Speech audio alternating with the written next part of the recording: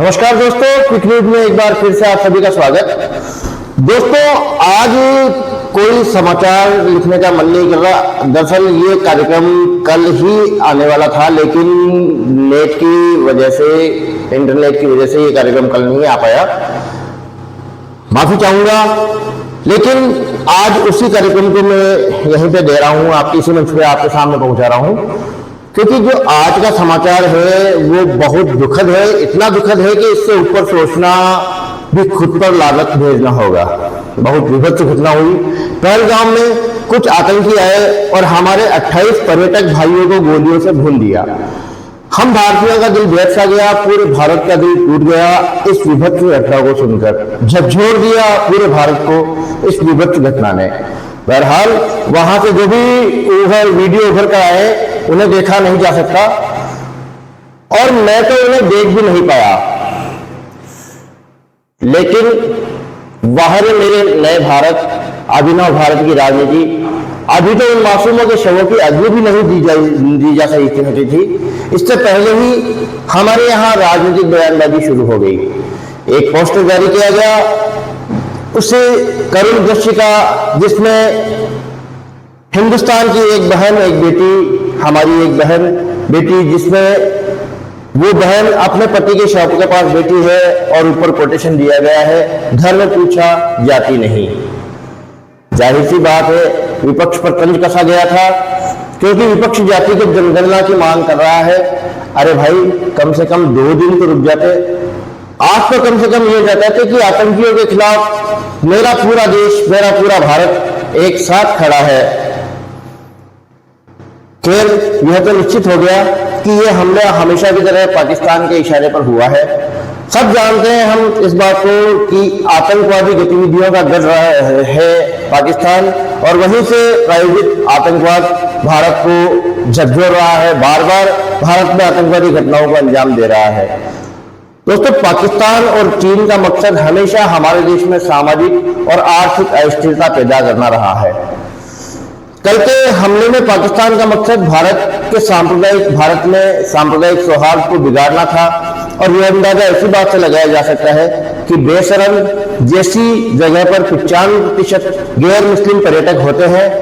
उन्होंने तो मुस्लिम घोड़े वाले को भी नहीं बख्शा, जो किसी पर्यटक की जान बचाने की कोशिश कर रहा था। साथ ही ईसाई और जैन धर्म के भी लोग वहां पर मारे गए हैं। तो फिर नाम और धर्म क्यों पूछा? जाहिर सी बात है, उनके पाकिस्तानी हैंडलर यह चाहते थे कि हिंदू मुस्लिम का संदेश दिया जाए। उन्हें पता था कि भारत में सांप्रदायिक विभाजन और बढ़ेगा। भारत में हिंदू और मुसलमानों के बीच विभाजन जितना मजबूत होगा, पाकिस्तान के लिए हालात उतने ही अच्छे होंगे। और हम उन्हीं के एजेंडे को पूरे जोर शोर के साथ आगे बढ़ाने में लग गए। हमारा देश पूरे जोर शोर के साथ इसी एजेंडे को आगे बढ़ाने में लग गया। वह जैसा चाहते थे हम वैसा ही कर रहे हैं। अरे भोले भाइयों, कुछ तो अपना दिमाग इस्तेमाल कर लो यार। पत्रकार श्याम मीरा सिंह ने एक ट्वीट किया है। ट्वीट में आपको पूरा पढ़कर सुनाना चाहता हूं, सुनिए।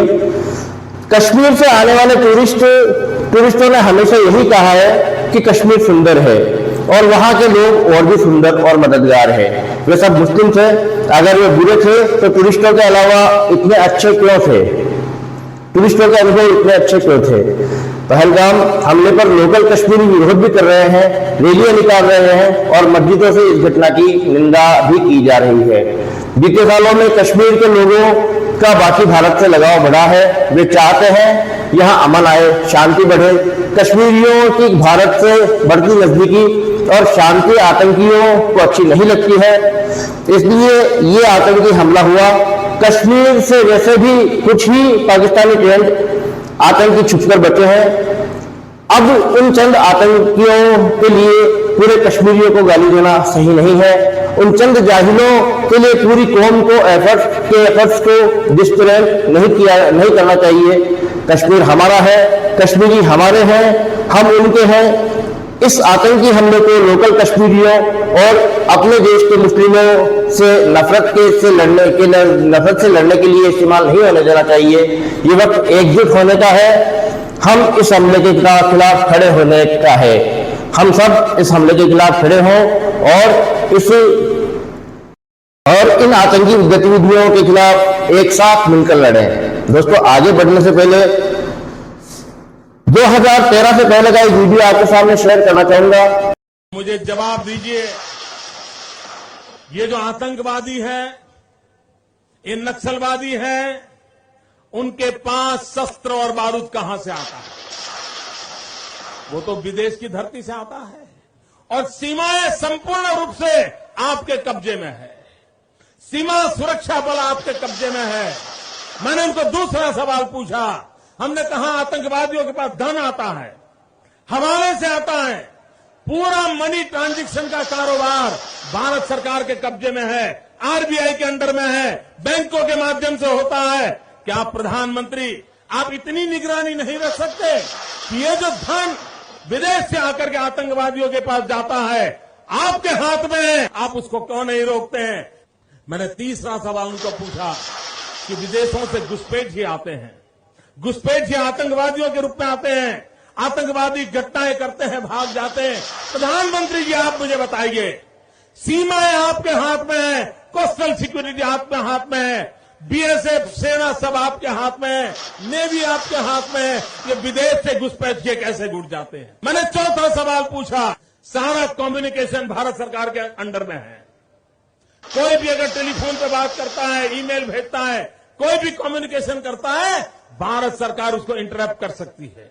इंटरप्ट कर करके जानकारियां पा सकती है कि आतंकवादी गतिविधि के अंदर कौन सा कम्युनिकेशन चल रहा है और आप उसे रोक सकते हो। मैं पूछना चाहता हूं प्रधानमंत्री जी को, इस विषय में आपने क्या किया है? मैंने पांचवा सवाल उनको पूछा कि आप विदेशों में जो आतंकवादी भाग चुके हैं, जो लोग विदेश में बैठ करके हिंदुस्तान में आतंकवाद की घटनाएं कर रहे हैं, उनको प्रत्यारोपण के द्वारा हिंदुस्तान लाने का हमें अधिकार होता है।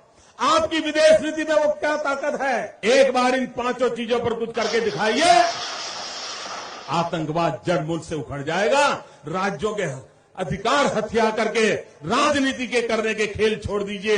भाइयों बहनों, दिल्ली की सल्तनत के पास मेरे इन सवालों के जवाब नहीं है। दिल्ली की सरकार में वो सीना नहीं है, 46 इंच का सीना लगता है दोस्तों, तब जाकर। प्रधानमंत्री, आज यही सारे सवाल आपके सामने यक्ष प्रश्न बनकर खड़े हैं। भारत आज आपसे इन्हीं सवालों का, इन्हीं प्रश्नों के जवाब चाहता है। कोई जवाब आपके पास? प्रधानमंत्री माफ कीजिएगा, जवाबदेही का तो आपसे दूर दूर तक नाता नहीं है। आज तक पुलवामा का जवाब नहीं दिया गया है। पुलवामा में आईडीएफ कहां से आया था, उसके अलावा भी कई आतंकी घटनाओं का जवाब आपने नहीं दिया है, न ही कोई उन पर जांच हुई है। और हमारा मीडिया, दोस्तों, हमारे मेन स्ट्रीम मीडिया को 70 तोपों की सलामी भी शायद कम पड़ेगी। कल से जो कार्यक्रम चल रहे हैं, मुख्यतः जो सवाल उभर कर आते हैं वह है, अमित शाह श्रीनगर पहुंचे, पीएम मोदी ने टेलीफोन पर बात की, पीएम लगातार टच में, अमित शाह मीटिंग कर रहे हैं, सरकार का खतरनाक एक्शन होगा, बदला लिया जाएगा और इन्हीं तरह की बातें। सीधा सवाल है, पहलगाम में सुरक्षा में चूक थी या नहीं? अगर थी तो जिम्मेदारी किसकी? प्रधानमंत्री की, राष्ट्रीय सुरक्षा सलाहकार की? बोधिंडिया की जुबान पर मामला हिंदू मुस्लिम से आगे टिक गया है, हिंदू मुस्लिम पर आगे टिक गया है। व्यस्त पर्यटन स्थल पर सुरक्षा चूक कैसे हुई, ये कोई बता नहीं रहा है। अपराधी शाह की वर्दी में हत्या का,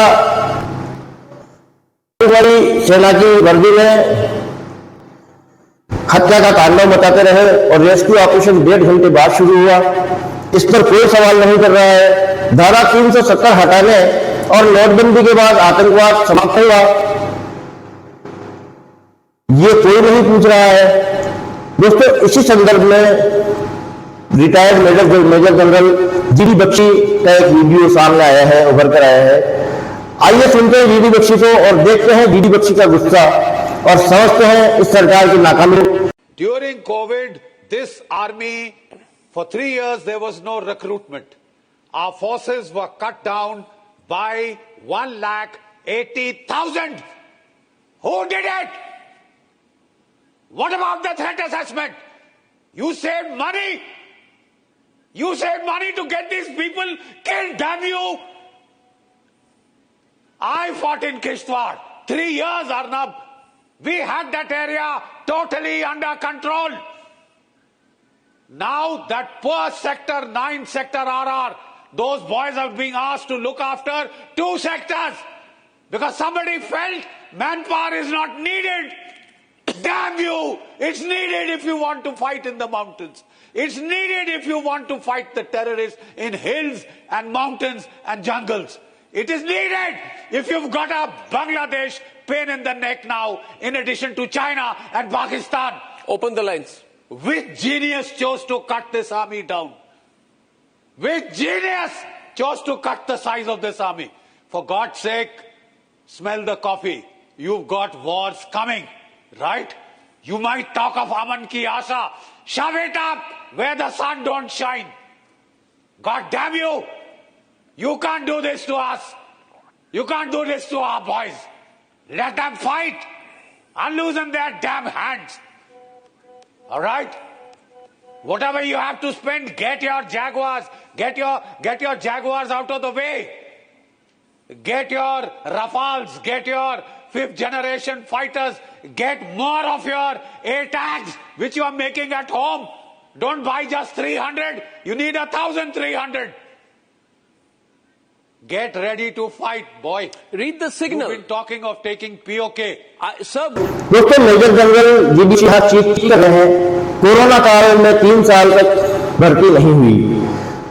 3 साल मतलब एक साल में 60,000 की भर्ती होते, 3 साल में 1,80,000 पद खाली पड़े हैं। जीडी बख्शी कह रहे हैं हम पैसा बना रहे हैं और यह सब झेल रहे हैं। यह आइडिया किस दिमाग था? जीडी बख्शी के अनुसार पहाड़ ऐसी जगहों पर लड़ना है तो वहां पर सेना ही चाहिए, आम आदमी वहां पर नहीं लड़ सकता। दोस्तों, ये GD major general, retired major general GD Bakshi का कहना है। तो क्या इस आतंकवादी हमले को सुरक्षा में चूक नहीं माना जाना चाहिए? जहां एक जगह पर 2,000 से ज्यादा पर्यटक हो, वहां पर एक भी सुरक्षा कर्मी का न होना, वो भी कश्मीर जैसे आतंकवाद ग्रस्त क्षेत्र में कितना बड़ा प्रश्न में खड़ा करता है। और सरकार से सवाल तो दोस्तों बनता ही है, और हम सरकार से सवाल करने में किसी भी हालत में नहीं चूकेंगे। बहरहाल, आप सभी दर्शकों से एक अपील कि इस दुखद क्षण में अपना संयम न खोए। राजनीति पूरी चलती रहेगी, लेकिन आज क्षण है हमें हमारे कुछ शहीद था जिनकी हत्या हुई है पहलगाम में, उनके साथ खड़ा होना है, उनके परिवार के साथ खड़ा होना है और आतंक से लड़ने के लिए कमर कसकर तैयार रहना चाहिए। हम जल्द ही आशा करते हैं कि जल्दी हमारा देश पे पटल पाएंगे कि भारत की पूरी जनता ऐसे समय पर एक साथ खड़ी है और आतंक के खिलाफ कमर कस के लड़ने को तैयार है।